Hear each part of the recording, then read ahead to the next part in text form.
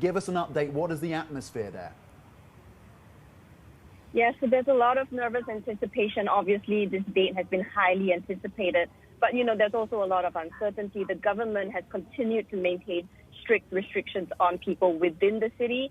And everyone's lives and movements are really governed by these green codes that show your health conditions, your temperature, your close contact. And you need them to go everywhere, to get onto the train, to get onto the planes, to go in the shopping malls, to go into any building or restaurant. And so even though people are rushing to get out, there was a lot of fear as well that they wouldn't actually be able to board their flights or their trains. We were just at the airport where there was a whole crowd of people at the entrance trying to figure out how to get in, especially older people who couldn't really navigate the QR code that the airport had as well. Security staff outside getting overwhelmed by questions.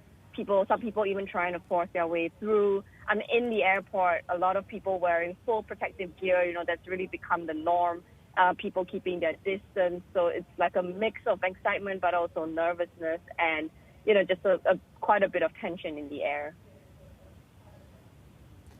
Sharon, you've been on the ground since the weekend in Wuhan. What is your sense of how quickly economic activity and business is picking up? Yeah, I think the main takeaway is that it's going to take a lot of time. It's a long road ahead for Wuhan, and it's really a cautionary tale for all these other major cities like New York, like London, like Milan. It's not going to be a flip of a switch when they lift their lockdowns. People are just cautious. They're cautious about getting the virus, about the second wave, about coming into contact with someone who might test positive or might display symptoms, and they themselves getting quarantined again. People have also gotten so used to keeping their distance that there is a little bit of a shift just in the way that people interact and in the cultural sense, because people have just gotten used to not gathering in crowds, not really going to crowded places. Even restaurants, they're beginning to open, but nobody's actually going inside to eat. A restaurant owner told us that, even though they're lifting the lockdown today, it's not really being lifted in the real sense because life isn't going to return to normal for some time yet.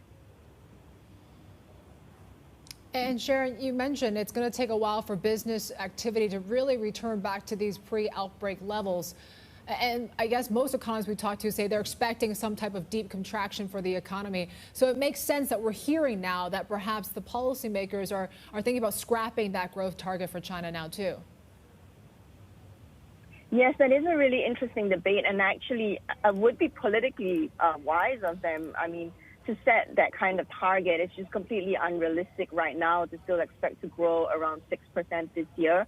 And, like our economics reporters wrote in their story today, it would put a lot of pressure on government officials, not only to boost stimulus to a point where it's unsustainable and not helpful in the long term, but it might even put pressure on officials to make up numbers or try to boost the figures to meet those targets, even though it doesn't reflect real economic activity. But it seems like markets at least are pricing in that we're going to see more stimulus from governments. What exactly are they pricing in at the moment? What could still be deployed? We could still see more rate cuts, and the Politburo has also signaled that they are going to raise the fiscal deficit ratio. That would give local governments more ability to spend and to boost the economy and boost infrastructure spending and boost consumption that way. There is a consumption campaign underway already in China, really being led by the local governments, through vouchers, through subsidies and stuff like that. But it is taking a long time to flow through. I mean, the psychological impact of the virus is really a bigger hurdle than I think a lot of people really grasp. People are still very afraid, just hesitant to go outside and to return to work and get back to their normal lives. In these scenes, something the world has been waiting to see. Today is exactly 100 days since the first case of what we now know as COVID-19 was reported to the World Health Organization. The WHO learning of this 100 days ago today. And it started, as we now know, in Wuhan, the Chinese city of 11 million. Today, the city is emerging from lockdown. a lockdown that has been in place since the middle of January. And there you see people who received clearance could not wait to break free and to go somewhere. The airport's very busy as about 200 or so flights left Wuhan. Let's go back to Patrick Fogg, who has been with us throughout this crisis, particularly as it was affecting Asia in those early days. And there he is back with us this morning from Beijing, right there in the core. Of course, Beijing back to normal for some time now. But now Wuhan. So a great escape. Tell me about the lockdown being lifted, Patrick, and how people are reacting to that.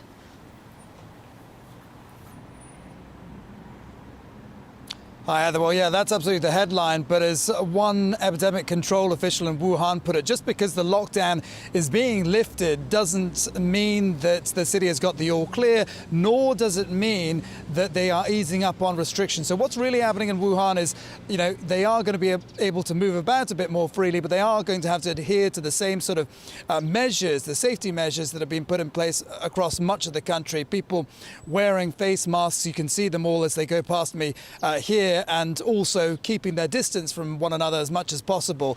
But, you can only imagine, if you went through what the people of Wuhan did, what an important day this is. The city of 11 million people has been under a lockdown for 76 days. And remember, a lot of those people don't even come from Wuhan, and they've been stuck there. They've been absolutely desperate to leave.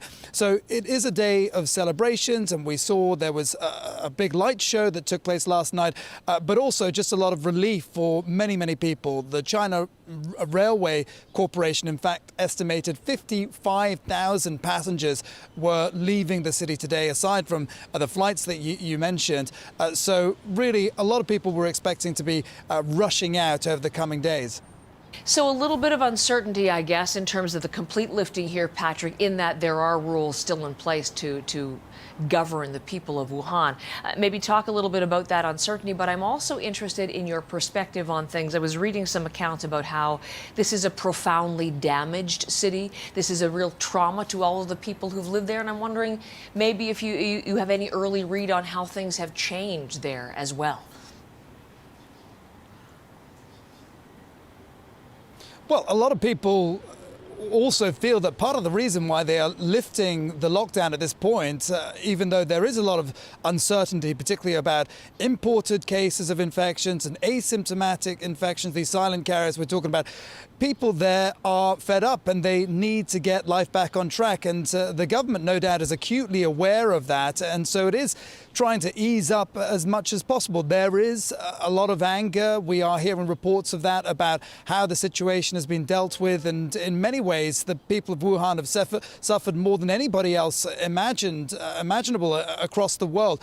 But look, as far as the restrictions go, there are still hurdles for a lot of people to cross, if you like, in order to leave the city. They do need to carry a certificate or a QR code to show that they have a clean bill of health. And this development is also overshadowing quite an important piece of news, and that is that in Heilongjiang province, a small city there in the province that borders with Russia, there has been an outbreak of sorts that's taken place, and we're hearing of a lockdown that is being put in place there right now. So as they've managed to put the fire out, so to speak, in one city, we're seeing another fire emerge elsewhere.